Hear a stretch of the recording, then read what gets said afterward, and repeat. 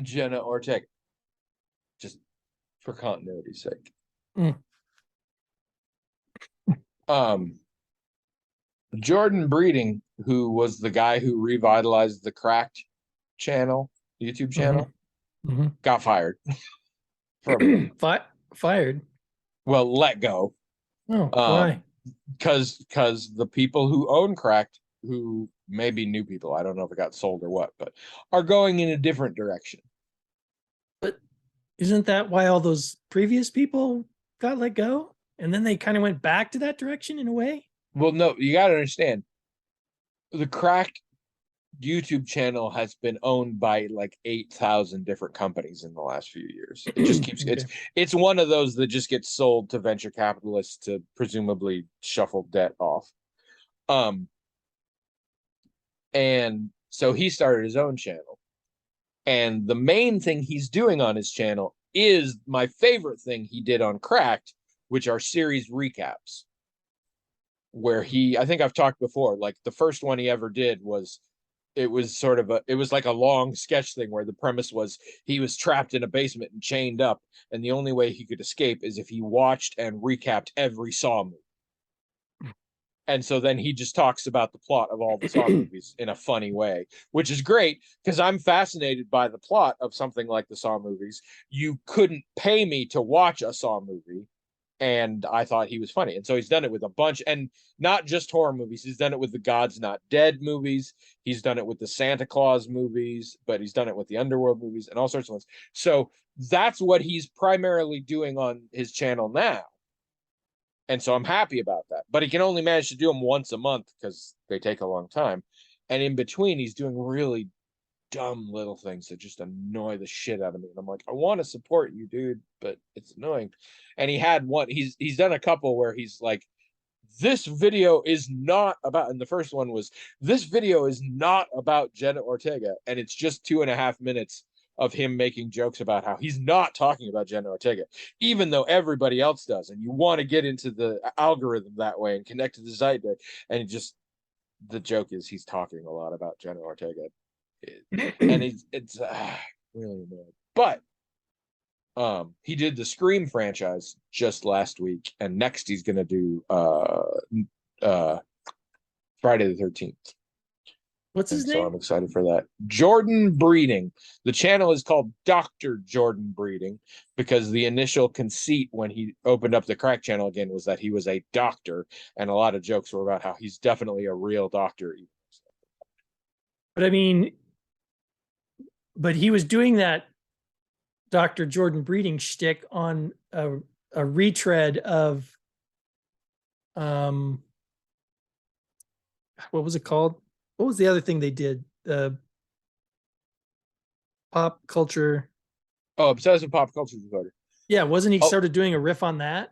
a lot of people claim that he actually thinks he was doing more of a retread of Reckless Disagreement, which was one of the ones Sargent made. But the truth is that channel and the internet are full of things exactly like that. So, Oh yeah, I guess but so. yeah, it did kind of have that vibe. His initial show was called Your Brain on Cracked, and it was a listicle of things he noticed, and there's tons of those. So it did have that vibe. But then they branched out into other shows and they got other people involved and stuff like that. Hmm. And I do still watch those. I watch a lot of stuff on Cracked. All of it is before he left. It's either stuff of his that I liked or the classic stuff that I will rewatch over and over and over because I'm broken inside. Um anyway, so that when I was talking about Jenna Ortega, and then he did Scream, which stars Jenna Ortega in the last two movies. So in the midst of it, he's like, "Okay, you got me, internet. Now I'm talking about Jenna Ortega. I hope you're happy." Um. Anyway, hello everyone. Welcome to the Magical Talking Hat Podcast, the only podcast in the world that I do. Um, and I mean everybody is asking me to guest on their podcast. Just all the biggies all the time. WTF, you made it weird, you're wrong about, my brother and me, my favorite murder. All of these podcasts are begging me. They're like, we need your thing that no one else has. And I'm like, no, I'm loyal to one and only one podcast, this one. And also Williams on here. I'm Tony. And I am the aforementioned William. And this is Also episode 630. And William's just been whoring it around. He's done a few other podcasts. Like he has no standards. No standards or shame. Or shame. And other words that start with S. He has nothing. He doesn't even have, he has no nouns, no adjectives. He's got a couple of verbs, but they are largely just for life support. He can breathe, he can eat, but that's about it. About it. For those of you just joining us, don't. Sorry. I hope you didn't leave yet. Don't start with this episode. Back up one episode. The one about how we mentioned Jenna Ortega, because I'm pretty sure I'm gonna make that the title of that episode. And it'll explain it there, because this is a two-parter. We had to do this time. So William and I, this is our second hour of podcasting this afternoon, even though for you it's your second week of us. But you get it. Nobody new is listening now. You guys you get it. You get it. And so some of you will be very excited and some of you will be very disappointed and maybe turn it off. I want to talk a little bit about video games. Yep, let's do it. I've been having some experiences with video games lately. I dated one for a while. We had a kid. It was purely an accident, but we decided to keep it. No, sorry, that's not what I mean. Well, that started to get interesting. So, Horizon Forbidden West. Yes. Still playing it. It is still my favorite video game series. I'm getting tired of it. And I realized something. In very much in the way that Wakanda Forever made me realize I might not watch MCU movies anymore at all. I'm gonna finish Forbidden West. The stories are too amazing, and in fact, even recently we had yet another shift that was totally just altered the landscape for me, and it was really cool. I did put the difficulty down from easy to story difficulty because I'm like, I want absolutely no challenge. I want whatever gets me through this the fastest. even if I mean, I'm still doing the side things because the side quests have their own stories and those are cool and stuff, but like I just want to sort of get through it.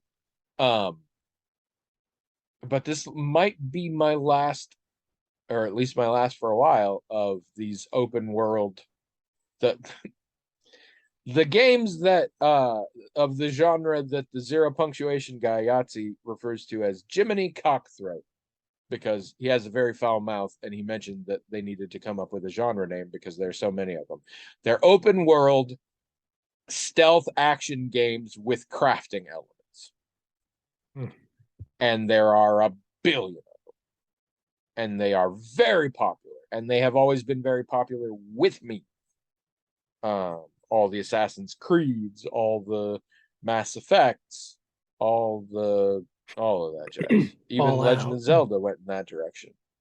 Fallout, yes, also. Everything Bethesda's ever done. Basically, yeah, Elder Scrolls, all that stuff. And I'm just tired. And this dovetails really nicely with me kind of not wanting to give my money to the large video game developers as much because they are kind of monsters in a variety of ways. The crushing of the competition, but also can't go a week without hearing about treating their employees horrible / all the sexual harassment taking place, all of that stuff.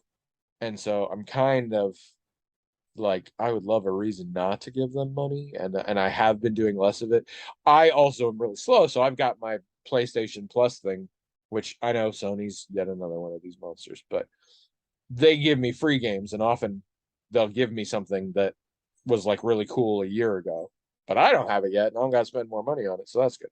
So I've been doing that with some things, but I'm also kind of getting tired of this. And they're fun, and in a way they're like role playing, but these indie games are getting so creative and doing new things I haven't seen before, and having a time span where I can get all the playtime out of it I'm gonna before I get sick of it. Because I've talked about that before. Assassin's Creed. I used to love the Assassin's Creed series, but I always said I'm like obsessed with the game of Assassin's Creed, and I play it and I do all the things and I play it for hours and hours and hours, way longer than most people do. And then sometime, usually before I finish the game, I just hit a point where I'm like, I am sick of all of this. And it's just 0 to 100 immediately. Like, Right. I love it, I love it, I love it. I never want to see this again. To the degree that I ended up not finishing Assassin's Creed Odyssey and never even touched Assassin's Creed Valhalla. And to be fair, other than Blizzard, Ubisoft is probably the shittiest of the video game companies out there right now. So that helps. And Ubisoft has also really drained their creative thing. Nowadays, any game they put out, it's because there's been a huge rash of successful versions of that same game. So I'm kind of sick of them anyway. But these shorter games, and a lot of them have emotional and story impact on me like nothing you see in these AAA titles. Um, and it's a nice limited thing, and I have the experience, and it's wonderful, and I will talk about it for years to come, and move on to something else. This also coincides with me being a much more casual gamer than I used to be. Not that I've ever been really hardcore, but my days of, multiple hours a day kind of thing are pretty gone. So I'm doing more of that. And so that's point one. Point two, which relates, is PlayStation Network had its spring sale. And every time it has a sale, I go in and look a little bit, mostly because I like looking at like indie titles I've never heard of, or sometimes titles that I was like, I should play that. And then like 5 years went by and I forgot. Or titles that were really awesome, but everybody already played it, but I haven't. And now it's available for 90% off. Right. So I go grab it. So anyway, long story short, even though I'm still playing Horizon Forbidden West, I recently spent $23 and change and got 5 new games off of there and Wow. installed all of them. Mm. And to be fair, I've only played 4 of them so far. But Mm. the one I haven't played is The Incredible Adventures of Van Helsing, which kind of looks like a vaguely steampunky, and it looks like it's based off of that Hugh Jackman movie, which was not very good, but would probably make a good video game. And it looks very sort of Diablo-y, and it was like $3, so whatever. I think we But played so I that. want to talk about what? I think we played that. Um, That Van Helsing one. well, and I know another friend of mine on PlayStation Network who, and in real life, who is one of those real hardcore gamers. I saw them playing it a lot, and they wouldn't play it if it was shit. So that was a good sign. So I figure I'll get some enjoyment out of that. But I played some other ones, some of which are known, some of which are not known. One I got, and I'm saying this. Uh, Part of the reason I'm saying this is some of you out there are gamers, some of you out there own PlayStations, and the spring sale, as far as I know, is still going on. And some of these games are like $1.50. So if it sounds good to you, you could do it. I got Burnout Paradise Remastered. Hmm. I don't know if you remember, the Burnout series has been around for a long time, and it is very not realistic. It is very like an arcade racing kind of game. Mm. And I don't generally care about racing games. I'm not very good at them. They are generally designed to compete with other people, and I don't tend to enjoy that. When Trish and I would play them, it was one of those many kinds of games that one of us would inevitably be better than the other, and that person would want to play it more, and they would get even more better, and then it just wasn't really fun. But Burnout is also known for its hellacious car crashes Mm. done in very detailed slow motion, such that we owned Burnout 2 and played it a lot, but only a specific uh, mode in it, which was called crash mode. And the whole point of it was you would get in a car and you would basically head for an intersection full of traffic and crash, and your goal was to do the most money in damage. Mm. And it was real fun to, like, if I bank it here, I'll flip through the air and I'll hit this tanker truck, which will fucking explode, and then like, and all this fun stuff.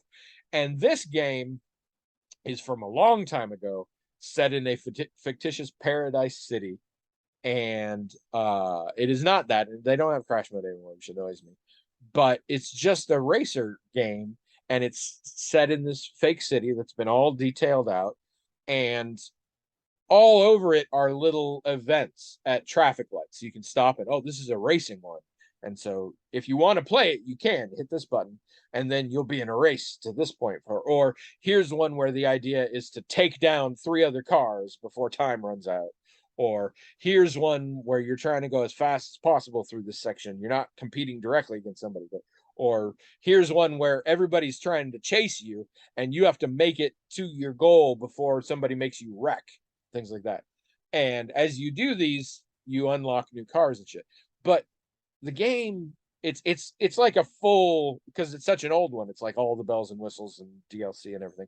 So I've already got like 60 cars Mm. of varying kinds, and there's only like 3 real non-aesthetic distinctions about like how the cars operate. And so I kind of am not doing any of the events. I'm just driving around the city, and like, and there's cool stuff. There's places where you can go off jumps, and there's places where you can find shortcuts, and I tell myself whenever I boot it up, I'm like, this time I'm gonna just drive normal and sort of get a lay of the land. And before I know it, I'm just holding down the gas pedal and just driving. Oh, zooming right, and then I miss something, then and I just giggle, and then it puts me back on the road, and I go, and there's no point to it, but it's just fun. And I think the game cost me like $2. I've definitely already gotten that much use out of it. It's not a game I'm gonna get deep into, and within a couple of weeks I may forget about it forever, but it's just fun. So that was neat. Uh, I also recently started a game called Monster Harvest. Monster Harvest. Mm. Yes, it is a farming game. No, sorry. Let me back up. It's Stardew Valley. Like, it's really Stardew Valley. What does Like, that mean? do you know the game Stardew Valley? No. Oh, you're a monster. Actually, I'd say your wife should play Stardew Valley, but you may never see her get it. She does. It's what about Harvest Moon? You know the Harvest Moon games? Mm-mm. Have you ever played a cute little farming simulator? By which I mean, has your wife? No. It's a whole genre. Going back ages and ages with the series called Harvest Moon, that then for legal reasons had to switch to being called Story of Seasons. And the basic premise of all these games is usually it was little sprites. Even the more recent ones, there's little sprites, not polygons or whatever. And you, for some reason, inherit a farm, and the Mm. farm is overgrown to shit. Mm. And you go around and clean it up, plant seeds, and you sell things. But then there's also a town, and you go and you meet all of these people and you help them with things, and you can give them gifts, and if they like the gifts, they will like you more, and eventually they will like you so much you could marry one of them eventually, and depending on the game you might have a kid, and meanwhile you can expand your house with certain resources and money over time. And if you get successful enough, you can also build other buildings on your farm. You can have like a barn, and that way you'll get cows and sheep, and then you can get milk and wool, and you can turn those into textiles and butter and things like this. And there's fishing, and there's lots of things to like unlock. Like, can you get all the stuff? And there's usually seasons. So certain crops only work in certain seasons, and you have to water your crops every day. And it's just, and there's sometimes there's elements of like, oh, and there's a dungeon and there's monsters, and you got to go fight monsters sometimes, and you get other resources out of that. And then you can like upgrade your tools if you find ore and you give it to the blacksmith. And there's usually something equivalent to a rec center that nobody's been using for a while, and if you find things you can build it up, and then you get cool bonuses and stuff. And there's all sorts of cosmetics and furniture and stuff, and you learn how to build things, and it's just a real sweet cartoon farming simulator. And you can basically, sometimes there's plot elements, but largely you can do whatever you want. And the biggest one in recent years is one called Stardew Valley, and everyone in the world loves it. It's like just huge, and it's got a huge modding community and all sorts of stuff, and there are whole YouTube channels dedicated to it, and you're the first person I've ever known who hasn't played it. You've played it? I've played it on my PC. Stardew, all one word, like DEW, Stardew Valley. But it is the exemplar of an entire genre of video games. And based on how I know your wife plays, and specifically how I know your wife played Fallout 4, I think she would love this shit. But they are often referred to as casual, because they're super chill, because there's no real incentive. And I consider this a bald-faced lie. So, like, what's that one that people there's another game that people call casual, and the people who play it don't like it. No. What's the one where you live in a little community, and I think your avatar is like an animal, and you make friends, and Animal Crossing. Yeah, Animal Crossing. Yeah, no. And in the same way, the same reason I don't consider I mean, I understand why other people do. This is all about me and my anxiety disorder. But it's the truth. Because you can do whatever you want. But the clock is ticking. So I wake up in the morning and it's 7 a.m. I can do whatever I want, but I can't do everything in that day because the time's going to run out. And if I'm sitting there, there's no pause either. If I'm sitting there trying to figure out what to do, I'm burning daylight. And sometimes I want to do a thing that means I have to collect certain flowers, let's say. And one of those flowers is rare and only grows in the spring season. And only grows at midnight in this one spot or something. And I don't have to do it. The game's not going to be mad at me if I don't. But if that's my goal, I got to make sure I do it then. And if I don't, I'm waiting an entire calendar year, which in this game, in Stardew Valley, would be 120 game days. Wow. And so it takes a while. And then there's things like, I've never gotten this far, but apparently in Stardew Valley, your grandpa bequeathed you the farm. And I forget what happens, but at the 3-year point, there is a benchmark at the 3-year point that I think you can fail. And apparently it's very easy, and it's unlikely you will, but it's still technically a thing. And then there's other stuff like there's community events, and you can do cool stuff in those, and you can unlock certain things and stuff, and they happen once a year. And if you're not ready, when that day shows up, nobody's fucking waiting for you. And things like this.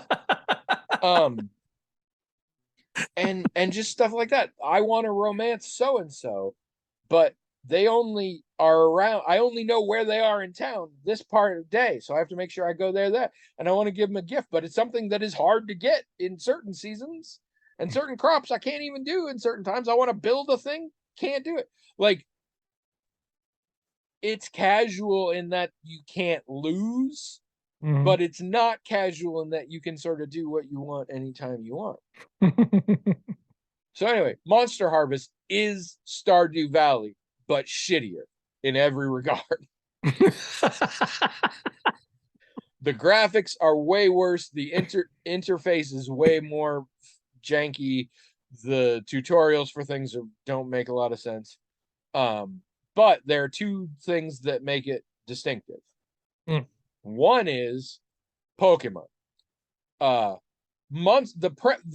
conceit of Monster Harvest is that your uncle didn't die, but he's a scientist, and he is in this place where he's discovered slimes that come out of caves, and these slimes have weird effects on other things, and in particular, they turn plants into animals, little like plant animals. Planimals is what they actually call them.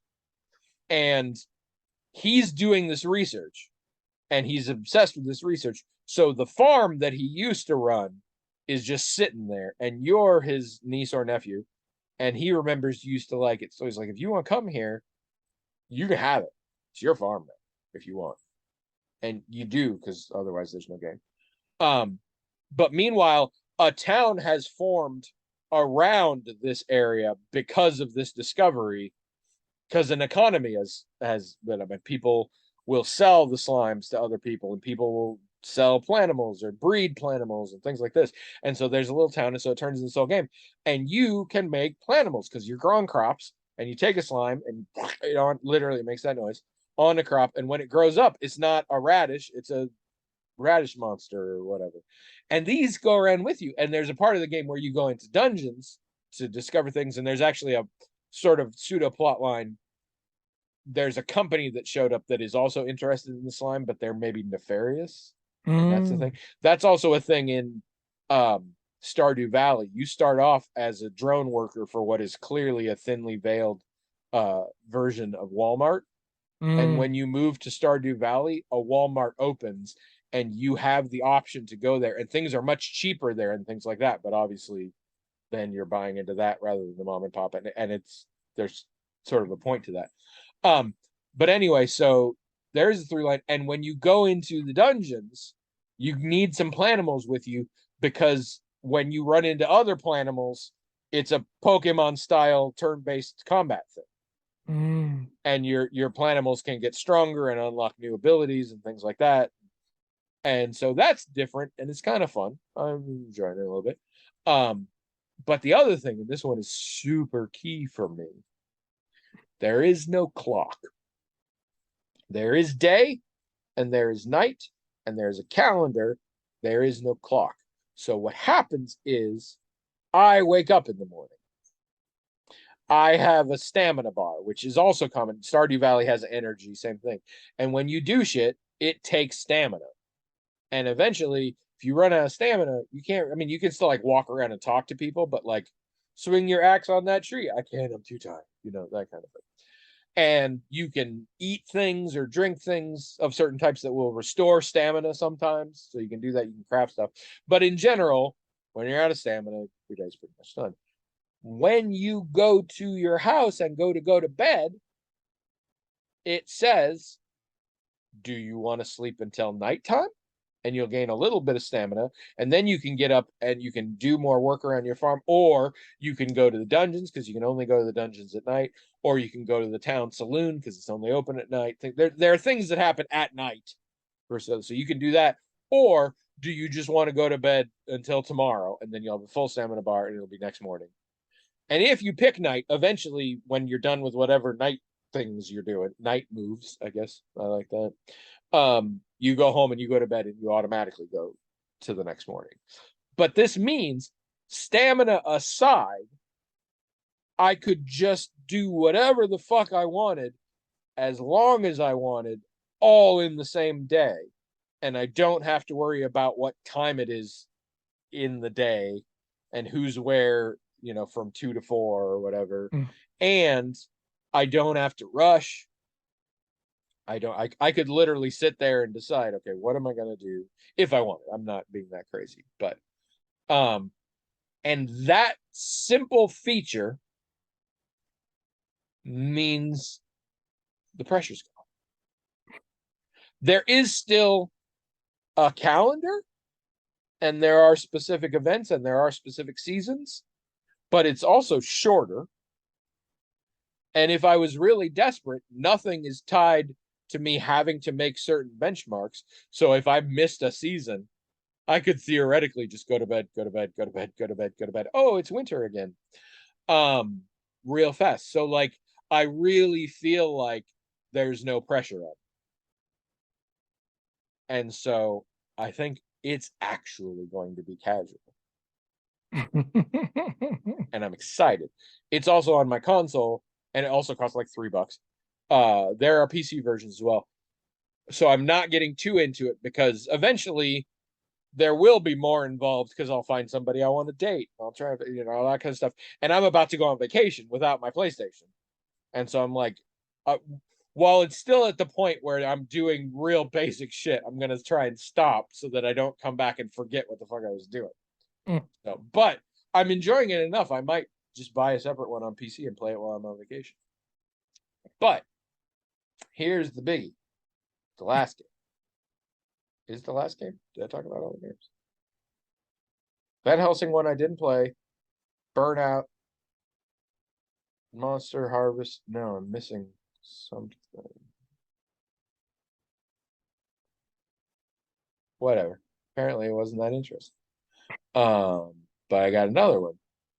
It's an older game, a little bit, but Donut County. You familiar? It seems like I've heard of that one. This is a very interesting game. Is it? Yes.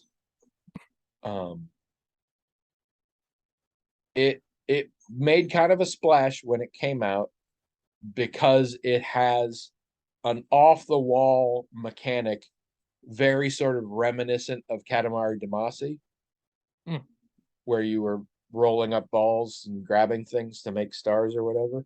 But this one is a hole in the ground, and you swallow things up. And as you swallow things up, the hole gets bigger, and then you can swallow up more things. And it is at its heart a puzzle, because there become more elements. I mean, first it's like, oh, find the small things so that you can get big enough to get the big things. Because in general, most of the levels are like, swallow all the stuff here. But then it gets to things where, like, this you can't swallow unless you swallow. Once you swallow this campfire, your hole will have smoke and embers coming out of it. And then if you go over here, it'll catch this thing on fire, and it'll break apart into pieces that are of a size you can get. And then later, there's ones where, like, oh, there's a lake here, and whenever you try and swallow it, you get filled up with water and you can't swallow anything. But then there's another thing where there's one of those little drinking birds, and it'll drink up the water, and then you can do it again. And so you have to use this. And then it starts to get way more complicated, where, like, you're in a kitchen and there's a recipe, and you go here and it makes the soup pour into your hole, and then you have to go here so it gets seasoned, and it has to be the right recipe so that this thing will eat it, so that then this thing will open, and later you can get things where you can catapult stuff out of the hole. So it's a puzzle, is what it is. And it's an indie game. A lot of people were involved, but it has one designer named Ben Esposito, and he created it. It also is very narrative heavy in a bizarre and hilarious way. Really? Yes. After some real introductory, I would say, sort of tutorial stuff, the game starts with the entire town, or I guess the entire county, 1,000 feet underground.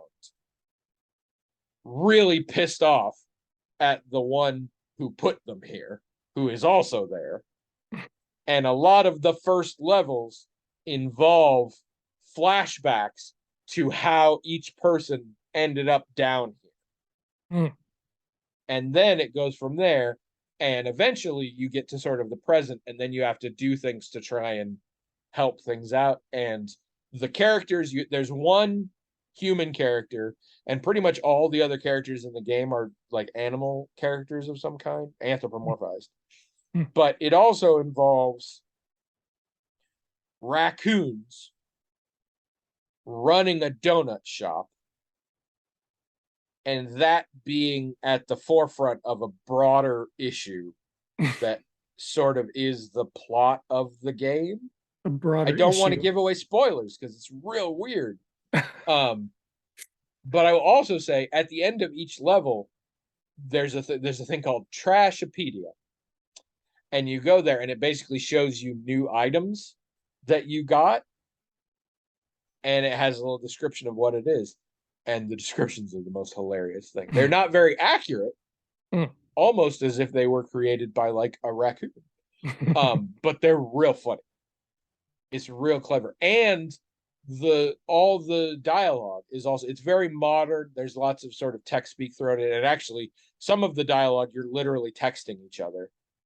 And you don't have to type the things. You just hit reply and then it puts it in. There's no voice acting. But it's really clever and fun. And I just found it really fast. That being said, it's really short. I beat the game in like 2 hours. Wow. But I have replayed the levels, even though there's like maybe a dozen levels all total, because they're just fun. It's also not at all hard puzzles. A couple of times I thought I had screwed something up and I restarted the level. I don't think that's possible. I don't think you can ever dead end yourself. Okay. But there were a few. I didn't have to look any up online, so that says something. I did all figure them out myself. But I thought it was really fun, and for the couple of bucks I paid for it, it was a good time. And it's something I also really want to encourage. It was a real small group of people who made a really creative and interesting game with a real fun physics engine and stuff. So cool. I would recommend it. But the story is, nobody ever, when people talked about it, nobody ever talked about the story. I think the story is hilarious, really. And gets very interesting. Near the end, you have levels that are essentially like heist levels, but it gets real creative where like you have to make sure you don't wake up people here, and you have to, like, if you swallow the key card, then you can go to this lock, and it's a whole deal. And it has a real cute sense of humor that I really enjoy. It's very comedic in general. By the end, it has some actual fucking boss fights, which I didn't enjoy, because like you genuinely have to, like, it's timed and shit, and you have a health bar and you can die. And I didn't die, but I came close because I just didn't understand what the hell was happening. But there's a lot of that. There's a lot of stuff that you will learn about early in the game that you're like, what? Why? Huh? And later, it'll be much later where you kind of figure it. You never fully do. It's very surreal. Also, like, you never really get an explanation, but you kind of can put pieces together. Like, you don't know why one of the characters is obsessed with reaching rank 10 so he can get a quadcopter. Like, you don't know what rank 10 is in what, and why the fuck he's so obsessed about a quadcopter. Like, but it's a thing that he's very excited about for some reason. Okay. So yeah, it was very fun. All right. Those of you who stopped listening because you don't give a shit about video games, you can start listening. Read us an email. Oh, okay. Unless you had something to add, but you look very bemused, so I'm assuming you don't. You look like I feel when you go on for a half hour about Hunt to Kill It. Speaking of which, are you going to invest? In what? Have they not sent you that email? Yeah, they did. I would, And but I mean, I don't know. The lowest, I mean, I'm sure you can invest whatever you want, but the lowest thing for a reward is $1,000, and ah, we I don't. didn't even get that far. I don't think we have $1,000 just to I actually invest. unsubscribed from their mailing list completely ineffectively a couple Oh, times, but separately they let you unsubscribe from the investment emails, and I'm hoping that one sticks. I'm still getting shit for them. I'm like, I love you guys. I purposely told you stop emailing. no, I didn't mind getting. I mean, I read it, and they had a little video that was interesting with it and stuff. Um, if I It makes had, me nervous. Usually, that kind of thing with a company that's been around that long makes me think they're struggling. Not that they're oh so successful they want to expand, despite that's usually how it's framed. yeah, that is how it was framed. I mean, if I Yeah. had just spare money sitting around, I could probably do it. You But didn't have to go to college for an advanced degree so you can help people with their trauma. Yeah, I'm yeah, all William. all that. So Stu asks, What does Dear Stu Hat, say asks? Yes. where are you going to move to avoid the effects of climate change? Or are you going to ride out crispy Iowa to the last? Crispy Iowa. This is Hmm. a fucking thing. I only learned yesterday. We technically don't live in the same city. I didn't just learn that yesterday. I already knew You that. you and I don't You and technically. I don't. I live in Yeah. Iowa City. You live in Coralville. Apparently, Coralville is kind of jacked. What do you mean? I mean, buildings were broken and shit. Oh, Like, when apparently, the roofs have come off things and stuff. yeah, within a mile of us, there's tornado damage from Yeah. now. For the people listening, this would be 2 or 3 weeks ago now. I think it would have been 2 weeks ago. No, wait, it would have been 2 weeks ago tomorrow, I think. Oh Yeah, no, sorry, it would have been 3 weeks ago tomorrow. Or was but it yeah, just last Friday? there was Anyway, damage. I mean, just across basically the interstate from us. I mean, the interstate's right there. I can see the cars going by. You hear it at night when you're trying to sleep. Right across the interstate, there was tornado damage. Yeah. but this Mhm. is one of a spate in the last few weeks of, let's call them what they are, severe summer storms happening in late March and early April. This No, is not the time of year this shit is supposed to be happening. no, you're right. And, um, you know, for the farm that I grew up on, it's just, 100 miles away near Des Moines.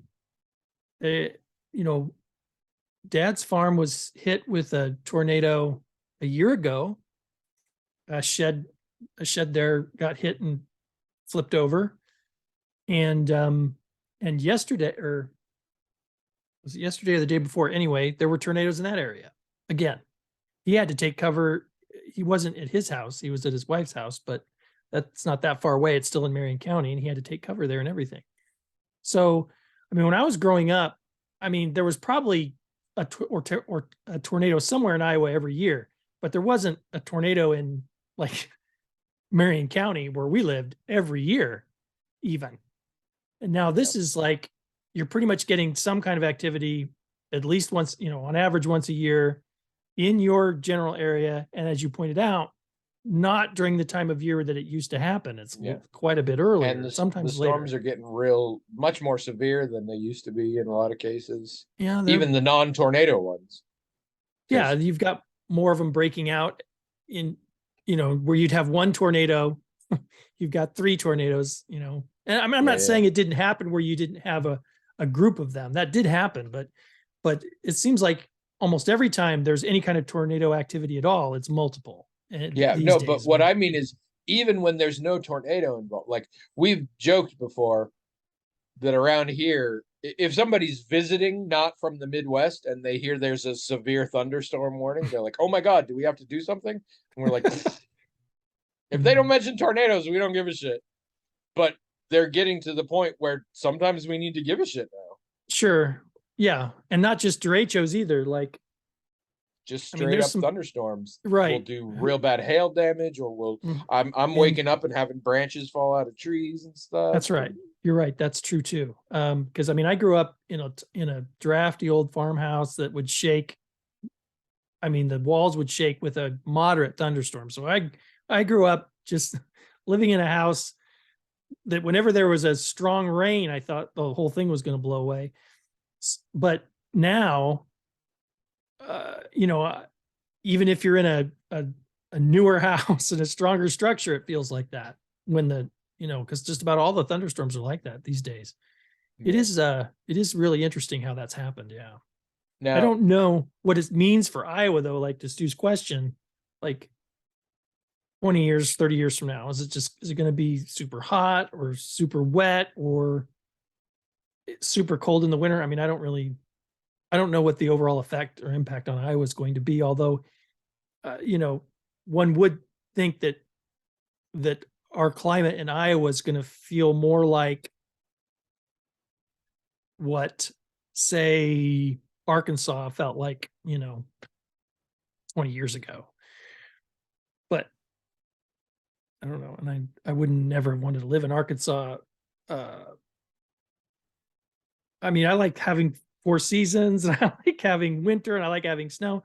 And I'm not sure that's in very much time we're going to have all of that. well, I I don't know. talked recently about how the Pacific Northwest is starting to get seasonal weather that is more like it used to be here. And that's weird. But before I say too much here, let's get this out of the way, because I know a lot of you are wondering. Yes, William is under a curse very similar to Davy Jones in the Pirates of the Caribbean movies, where he's only allowed to set foot out of Iowa one day a year, and his heart is buried in a chest out of state. He won't tell anybody where, because that's the only way you can kill him. So William's definitely staying. I'm definitely staying no matter what. Yeah. Yeah, William has to, for mystical and mythic reasons. William has to stay in Iowa. But I don't know what it'll be like. And I'm sure I won't like it, but I'm not leaving. So, and my first thought of Stu's question here is, where exactly do you think climate change isn't impacting things? He seemed mostly concerned with it being hot here. Like maybe we move north where it's cooler for a while longer anyway. And he is a former Brit, still sort of Brit. And I got to admit, in the UK, the most impact to the average citizen of global climate change has been the weather's just a lot nicer. So I get it. And that, I guess, becomes a thing at a certain point. If there's a climate that you like, you have to find a place that it changes into that climate. So in other words, in 20 years, the place that has weather like San Francisco has now will become the new San Francisco and be the most expensive place to live in the US. But I've never lived in Iowa for the climate. Because the climate's always kind of sucked. It's just sucking in different ways now. Yeah. And I also feel like we're getting less than a lot of other places. I feel like it's having less seriously detrimental impact on us, probably because we were so temperate already, kind of. Well, there's several things to consider. One, we're not coastal, so we don't have to worry that much about water levels. Also, most Iowans don't get their water from, say, aquifers that are replenished by snow melt and things like that. So we're not going to face we might face some water issues that happen in other ways, but we're not going to have those particular water issues. Yeah. It would largely have to do with the agriculture, I think. Sure, things like the that. bigger And impact. maybe a lack of rain, it'd have to be a long time of a lack of rainfall, longer than someone who relies on, say, snowpack and things like that, which we generally don't. And there's a few other things too. And like, as you said, we started in a different place than most people, with really hot, humid summers and snowy winters and things. So to a lot of people's sensibilities, it's kind of like you were saying about Great Britain. The weather has improved. It's like it's actually better. I loved how mild the winter was this year. Yeah, but so there's an old XKCD comic where there's a bad snowstorm and they're like, oh, so much for global warming, look at all the snow. And the other person is like, yeah, but it's not always everything, but also if you look at the last several decades, the snowfall is less and the weather is like, it is actually warming up if you look at the winters. And then the final panel is like 2030, and it just says, oh, look, there's a patch of ice in St. Louis, so much for global warming. And I always like that one. But okay, I'm gonna make this simple.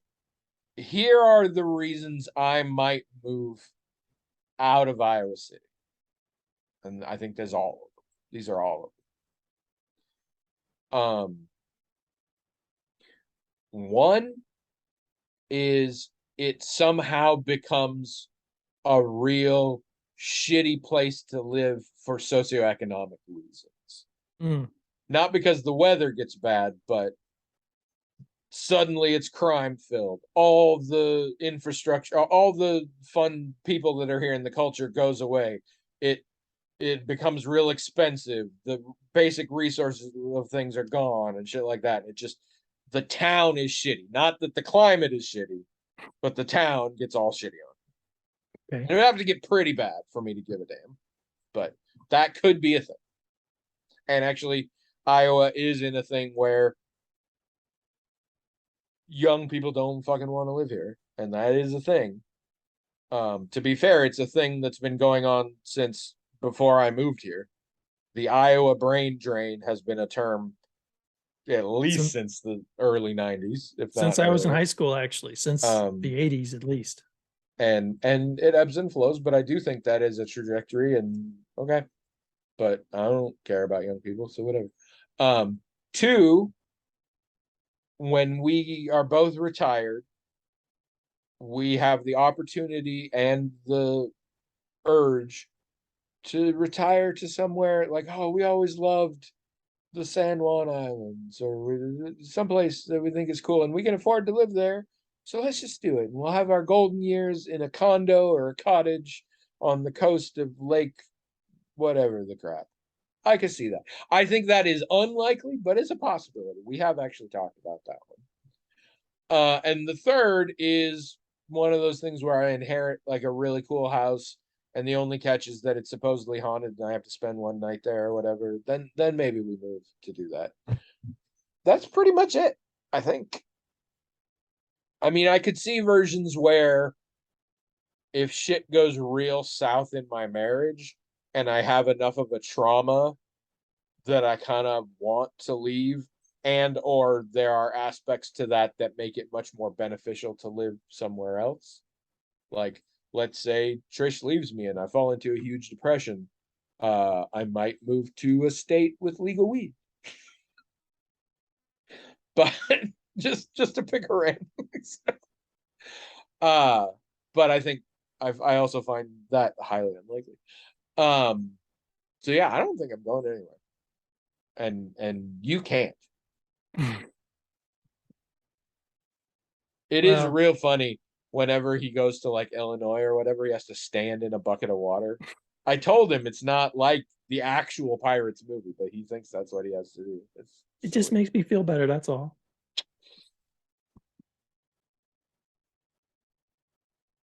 No, I'm going to Illinois in a few weeks. Are you going to Illinois? That's where I have to go next quarter for school. Oh, for your business, your internicum. You're Residence. turning. They call it residency, but You're how long is it? Just like a week? uh-huh. Yep, So it's many. similar to the shit you did in Phoenix. Yeah. It's Okay. yeah, it's the same kind of thing, except in Chicago. In Chicago. Yeah, which I'm glad of because then I can drive. I don't have to fly. Thank God. And we okay, everybody. We got to hook him up. Where's the places that he has to go? Oh, Things he has to eat. I Off don't the know if top I'll of have my time. head, well, okay, I have to eliminate a lot of things because you're vegetarian, so Nando's is pointless. However, I know there's at least one Korean corn dog place in Chicago, and Korean corn dogs, some versions are cheese instead. Mm. They have lots of different varieties, so you should check that out. I think you should go to the Cat Cave just because I think it's a good learning experience for you. I don't know what You that know, is. I've talked about the Cat Cave. You remember the Cat Cave? Okay, Cat Cave is a wonderful charity. You should all donate. So the Cat Cave is a Chicago cat shelter that tends to specialize in real, like messed up, probably gonna die cats. Like they Mm. take in the serious cases. And it is also a space with a lot of comfy furniture and some video games and some televisions where you pay by the hour to go and hang out there, and there's cats just around, and you can play with them, and they'll come see you, and you can pet them. It's like a cat cafe, but it doesn't really have the cafe part to it. And it's a real nice time for cat lovers, and I think you would learn a great deal in the experience. Um, we've done it. We did it once, and then we were going to do it a bunch more, but then we haven't been able to get back. But every time we go to Chicago, basically, we want to do that. We donate to them. They have a particular cat that lives there, who is a orange tabby that's kind of like a caramely looking one. His name is Leo, and he's adorable. He's a gorgeous cat, big, soft, fluffy one. And when we went to visit, he climbed up on me and like was here just across my body and basically zonked out for like most of the hour. He just lay there and we snuggled. Um, and he's really awesome. So, but it's a fun time. And they have lots of little kittens and stuff, and they very much, would love for you to adopt them, but that's not, you don't have to. You just get to hang out and play with cats. So anybody who goes to Chicago, go to the Cat Cave. It's called Catcade, like arcade, but instead of AR, it's CAT. Catcade. And it's awesome. Yeah, I'm thinking I all the think things I want to do in Chicago next time I'm there. A lot of them involve eating meat, so that's no good.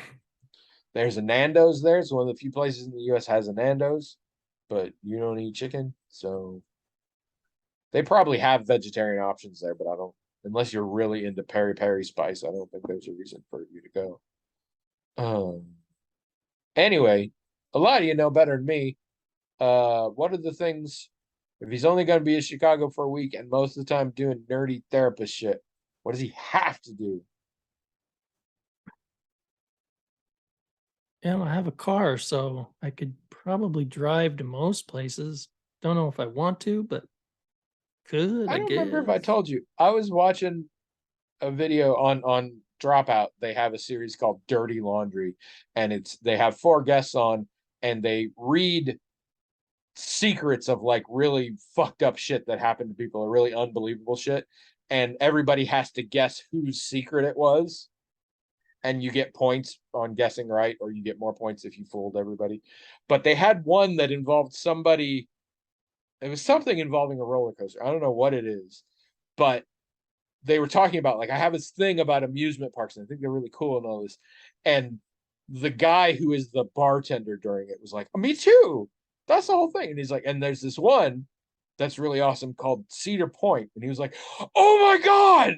And they were like, "Oh my god, we could just sit here and talk like." List your favorite coaster from Cedar Point, like in order and all. And after about 5 minutes, they basically had to stop them and be like, "We have to go on with the show." But I thought of you. I was like, Cedar Cedar Point, yep. Point. Great place to go. So if there's a Cedar Point in Chicago, tell them about it. Anyway, There's a that's Six all for Flags. now.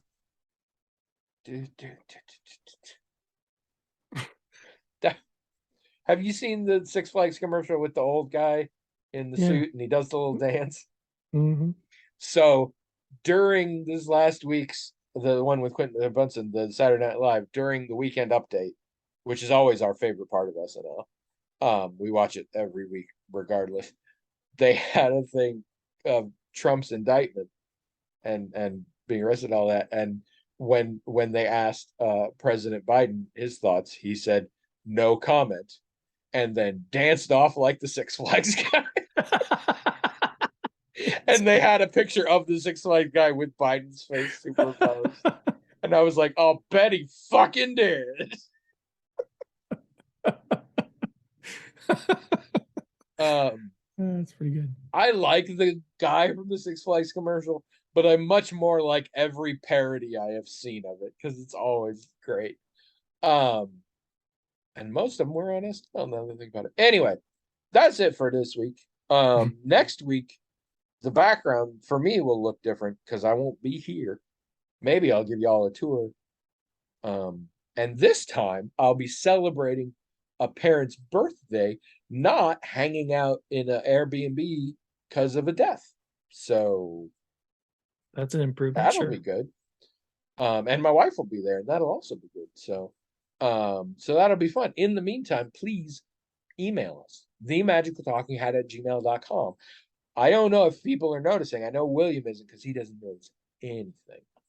But I have been making a concerted effort to try and get more into the emails because that's what we're all about here. And I'm not going to say I've been succeeding real well, but I am trying. And the way you can help is to have stuff that we can read. So do that. And I mostly keep thinking about it from my perspective. And if I was listening regularly to a podcast and I could just send an email and make them talk about that, I would do that every day. And some of it would be things I'm interested about. Some of it would just be the perverse joy of forcing them to talk about topics I don't think they want to talk about. And also, every single time I had one of those questions in my head, like, does such and such animal have thumbs? Like, I wouldn't look it up. I would just email it to that podcast. Like, I don't, I feel that there is a resource to be crassly exploited here that none of you are. I mean, maybe that just means all our listeners are better than me, but fuck you. I can't end on fuck you. But you're not better than me, damn it. Well, okay, most of you probably are, but still, write in magictalkinghat@gmail.com.